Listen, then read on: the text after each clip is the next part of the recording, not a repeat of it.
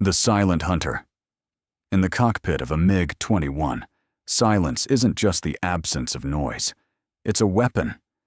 Imagine it's December 27th, 1972. Below you, Hanoi is screaming under a rain of fire. Above you, the gray monsters, the B-52 Stratofortresses, are invisible behind a wall of electronic jamming. You are flying at twice the speed of sound, but your radar is off. Your radio is quiet. You are a ghost in a machine. The man in this cockpit was once told he was too frail to be a pilot. Tonight, he is the only thing standing between a superpower and total destruction. His name is Pham Tuan. And in the next 11 minutes, he is going to do something that will haunt the Pentagon for half a century. This isn't just a dogfight. This is a hunt. And the hunter is silent. The mechanic's heart, Pham Tuan, didn't come from a line of warriors. So he came from a family of mechanics. He understood how metal breathed, how oil flowed. When the flight surgeons rejected him for his small stature and nervous heart rate, they made a fatal mistake. They measured his pulse, but they couldn't measure his resolve. Tuan spent years fixing engines he wasn't allowed to fly. He memorized every bolt of the MiG-21. When he finally got his wings, he didn't just fly the plane, he became the plane. He knew exactly how much he could push the airframe before it snapped. And on this night, he was going to push it to the edge of the impossible. The Washington pressure cooker. To understand why Pham Tuan was in that cockpit, we have to look 8,000 miles away at the Oval Office. December 1972. Richard Nixon was a man cornered. The Paris peace accords were a shambles. Though Henry Kissinger had famously declared, "Peace is at hand," but North Vietnam refused to budge on the sovereignty of the South. Nixon needed a maximum effort. He told Admiral Thomas Moorer, the chairman of the Joint Chiefs of Staff, "I don't want any more of this crap about our not being able to hit this target or that target. This is your chance to use military power effectively to win this war." The Beast. Boeing B-52 Stratofortress. Enter the B-52, a machine built for nuclear winter. To the Americans, it was the big stick. A single B-52D carried 108 bombs. A formation of 3 planes could saturate an area 1 mile long and half a mile wide. To the people on the ground, it wasn't a bombing. No la mot tran jong jat tu bao troi. But the real power was the electronic warfare, EW. Each B-52 carried over 3,000 pounds of electronic jamming equipment. The ALQ-117 and ALT-28 transmitters. Their job was to create a jamming corridor, a literal wall of white noise that would make the Soviet-built SAM-2 radar screens look like a blizzard. The Pentagon was so confident in this technology that they believed no pilot, no missile, and no nation could ever stop them. The arrogance of the SAC, the Strategic Air Command, SAC, in Omaha, Nebraska, treated Operation Linebacker II like a math problem. They ordered the bombers to fly the same routes, at the same altitude, night after night. They were so convinced of their electronic invincibility that they sacrificed tactical flexibility. Inner monologue of a B-52 pilot, imagined based on archives. We felt like gods up there. The MiGs wouldn't even come close. Their radars were blinded by our noise. We were just bus drivers delivering mail until the sky started shooting back. The bunkers of Hanoi. While the B-52s were taking off from Guam and Utapao, inside the damp, humid bunkers of Hanoi, Vietnamese and Soviet technicians were staring at screens full of snow. The American jamming was perfect. Almost. The Vietnamese discovered a technical ghost. They realized that while they couldn't see the plane, they could see the center of the jamming signal. It was like trying to find a man holding a bright flashlight in a dark room. You don't see the man, but you know exactly where the light is coming from. They developed the Vach Neo Team Thu, finding the enemy within the strobes, method. So it required a level of mathematical precision and human intuition that the American computers never anticipated. The silent preparation. Pham Tuan wasn't just training to fly. He was training to be a ghost. He practiced taking off from cratered taxiways with no lights.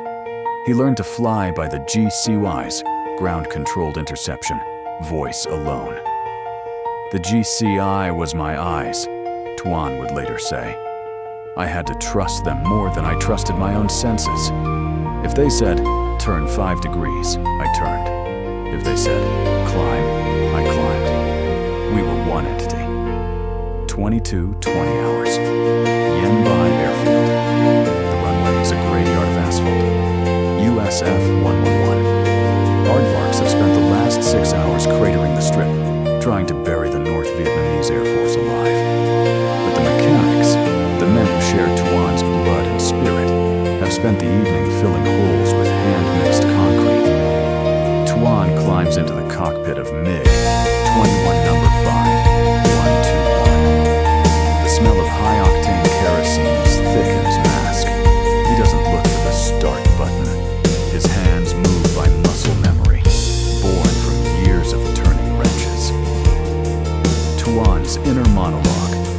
She's vibrating differently tonight. She knows. The metal is cold, but the engine is hungry. I can feel the heat building in the afterburner chamber. 5121. Don't fail me now. Ground control. GCI. Songma. 02. The Giants are crossing the border, heading 120. They are coming in waves of 3. The sky is white with noise. Can you fly? Pham Tuan. 02 copies.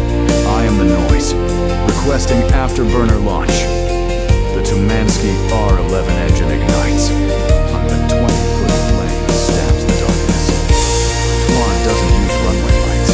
He takes off into a black abyss, guided only by the tilt of his horizon indicator. Minute 2. The vertical climb. Tuan pulls back the stick. The G-force hits him like a physical blow, pinning his 114-pound frame into the seat. He is climbing at a 45-degree angle, punching through the humid cloud layer at 1,000 meters per minute. Technical deep dive. At this moment, the B-52s are flying at 10,000 meters, 33,000 feet. They are protected by a beehive of F-4 Phantoms. To reach them, Tuan must cross the death zone. Where U.S. radar-guided missiles are most effective. Tuan's inner monologue. The clouds are gone. The stars are out. It's too quiet. Somewhere out there, 20 Phantoms are looking for a radar pulse. I will give them nothing. Minute 5. The silent ghost. Tuan is at 9,000 meters. He is now Mach 1.4, but he is flying dark. The silent treatment.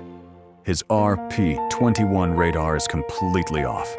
He is a 5-ton piece of metal moving through the sky with no electronic footprint. He's relying entirely on the voice of Songma, ground control. GCI, Songma. 02, watch your 6. Phantoms are at your 4 o'clock, 10 kilometers out. They are searching. Do not. Repeat. Do not emit. Pham Tuan. Understood. I see the chaff. The sky is full of silver dust. Minute 8. Visual contact. The jamming is so intense that Tuan's radio is starting to crackle with static. Then, he sees it. Far above him, etched against the moonlight, are 3 trails of black smoke. The exhaust of 24 engines. The great monsters. Tuan's inner monologue. There they are. They look like mountains. Slow, arrogant mountains. They think they are the only things in the sky. They think the noise protects them. But noise is just a landmark for a hunter who knows how to listen. Minute 9:30. The fire order disobeyed. Tuan is closing the gap. 10 kilometers. kilometers. GCY screaming. 02, you are in range. Fire.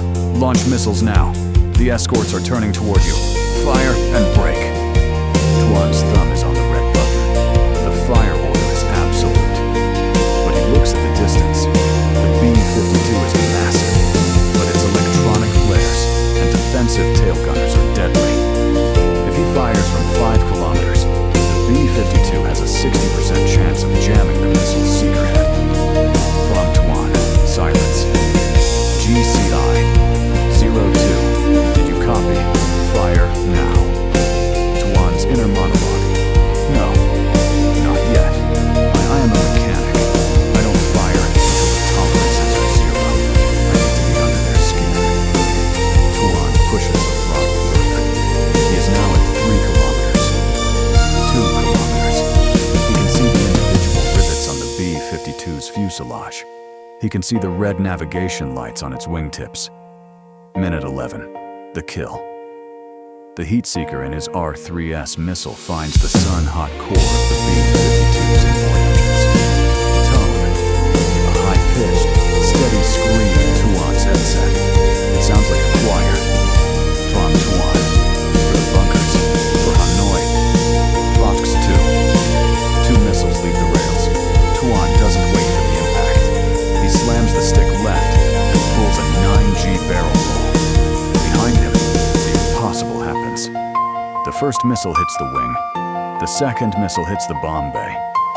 The B-52 doesn't just crash, it evaporates. 30 tons of unexploded ordnance ignite in a chain reaction. The sky over northern Vietnam turns from midnight to high noon in half a second. Tuan's inner monologue. The light is so bright, I can see my own reflection in the canopy. It's done. The god is dead. The Pentagon shockwave. While Tuan was diving back to Earth, the sensors at the Strategic Air Command in Omaha went dead. We lost Ebony 02, a technician reported. Sam hit? The commander asked. No, sir.